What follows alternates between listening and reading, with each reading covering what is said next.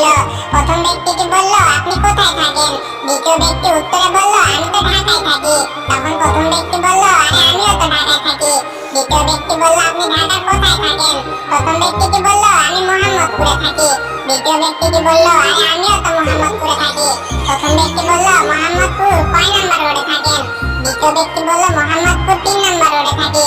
প্রথম ব্যক্তি বলল, আরে আমিও তো 3 নাম্বার রোডে থাকি। দ্বিতীয় ব্যক্তি বলল, 3 নাম্বার রোডের কয় নাম্বার বিল্ডিং এ থাকেন? প্রথম ব্যক্তিটি বলল, 3 নাম্বার রোডের 12 নাম্বার বিল্ডিং এ থাকি। দ্বিতীয় ব্যক্তি বলল, আরে আমিও তো 12 নাম্বার বিল্ডিং এ থাকি। প্রথম ব্যক্তি বলল, 12 নাম্বার বিল্ডিং এর কয় তলায় থাকেন? দ্বিতীয় ব্যক্তি বলল, 5 তলায় থাকি। প্রথম ব্যক্তি বলল, আরে আমিও তো 5 তলায় থাকি। পাশে থাকা এক লোক বলে উঠল, আরে ভাই, আপনারা তো একই বিল্ডিং এর একই ফ্লোরে থাকেন, অথচ একজন আরেকজনকে চিনেন না।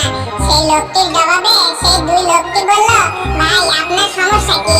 জ্যামের মধ্যে সময় কাটানোর জন্য আমরা বাপ ছেলে একটু আলাপ করছি আর কি। আপনি কি জানেন, একদিন আমি রাস্তা দিয়ে হাঁটতেছিলাম, হঠাৎ আমার এক মেয়ে ক্লাসমেটের সাথে দেখা। ও আমারে জিজ্ঞেস করলো, কেমন আছোস? আমি খালি বললাম, ভালো আছি। ওর সাথে বড় জোর 10 সেকেন্ডের মতো দাঁড়িয়ে কথা বলছি। এটা আবার তুহিনের আম্মু দেখছে। তুহিনের আম্মু হাবিবের আম্মুরা বলছে, ওই বাড়ির পোলারে দেখলাম রাস্তায় দাঁড়াইয়া এক মাইয়ার লগে 1 ঘন্টা যাবত প্রেমালাপ করতে। হাবিবের আম্মু আবার তানার আম্মুকে বলছে, শুনছনি, ওই পোলাটা নাকি কোন মায়ের লগে হাত ধরে রাস্তার মধ্যে গুটাগুটি করছে। তানার আম্মু আবার আমার আম্মুরে বলছে, তোমার পোলা কোন মাইয়ারে নিয়ে নাকি ঘুরতে গেছে।